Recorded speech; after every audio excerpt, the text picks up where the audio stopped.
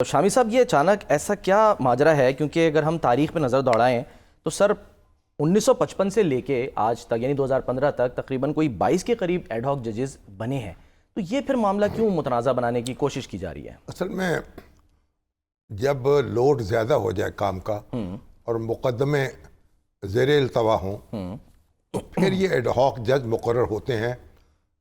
یعنی جو supreme court کے جج ہیں نا، ان کی تعداد کتنی ہوگی، اچھا یہ قانون کے تحت یہ مقرر کیا جاتا ہے. ٹھیک ہے. اب اس وقت 17 جج ہیں سپریم کورٹ کے. کبھی 8 تھے، یعنی 9 تھے، کبھی 13 تھے، کبھی 15 تھے، یعنی تعداد بدلتی رہتی صحیح ہے. اس وقت قانون بنتا ہے، باقاعدہ قانون کے تابع یہ فیصلہ ہوتا ہے صحیح ہے کہ ججوں کی تعداد کتنی ہوگی. اچھا ٹھیک. اس وقت جو ہمارا سپریم کورٹ ہے وہ 17 ججوں پر مشتمل ہے. ٹھیک ہے.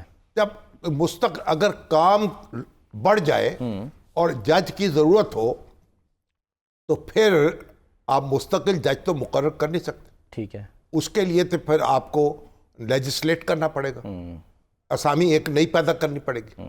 تو ایسی صورت میں پھر جج ہائی کورٹ سے بعض اوقات لے لیے جاتے ہیں. اچھا. تو بعض اوقات ریٹائرڈ جج جو ہیں ان کو ایڈ ہاک جج مقرر کر دیا جاتا ہے 1 سال کے لیے یا 2 سال کے لیے.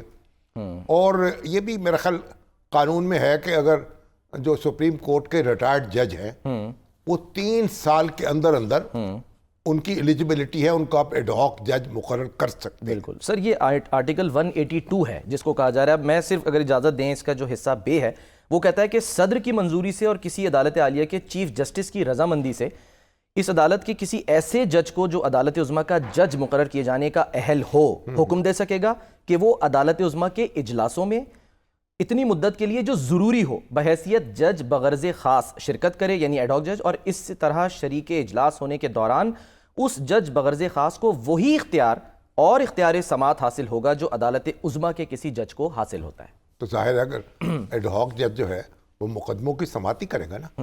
اگر مقدموں کی سماعت نہیں کرنی تو پھر جج مقرر ہونے کا کیا فائدہ؟ ٹھیک ہے. تو پھر سر یہ تحریک انصاف کو اتنا کیوں اصل میں زور سے جو ہے وہ اختلاف آ رہا ہے؟ اس میں ہمارے یہاں ایک رواج ہو گیا ہے. وہ کیا سر؟ ہم بات سمجھتے نہیں ہیں اور ہنگامہ اٹھا دیتے ہیں. اب یہ پہلا تو ایک تو سوشل میڈیا پہ ہنگامہ یہ اٹھا دیا گیا کہ یہ جج جو مقرر کیے جا رہے ہیں، جب ریویو پٹیشن فائل ہوگی مخصوص نشست یا اس کی سماعت ہوگی مخصوص نشستوں کی، تو یہ جج اس بینچ پہ بیٹھ جائیں گے. کیونکہ فل کورٹ جو ہے، فل کورٹ نے وہ مقدمہ سننا ہے، تو اس وقت فل کورٹ جو ہے وہ 17 ججوں پہ مشتمل ہو جائے گی. اچھا. اور یہ 4 ان کو بھی شامل کر لیے جائیں گے. صحیح.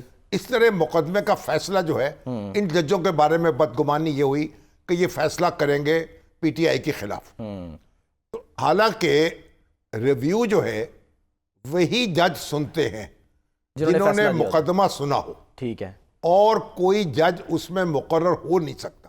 ٹھیک. جب تک اگر کوئی جج ریٹائر ہو جائے تو اور بات ہے.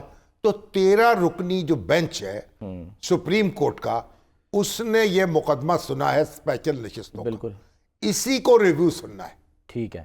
اس لیے یہ بدگمانی غلط ثابت ہو گئی. اتنی بدگمانی کے پی ٹی آئی جو ہے وہ کہہ رہی ہے ہم تو جوڈیشل کمیشن کو خط لکھیں گے. ذرا سنیں سر آج جو ان کے رہنما ہیں بیرسٹر گوہر صاحب اور عمر ایوب صاحب وہ کیا فرما رہے تھے. دیکھیے جی. وہ الزام لگا رہے ہیں کہ جی ہم خیال ججز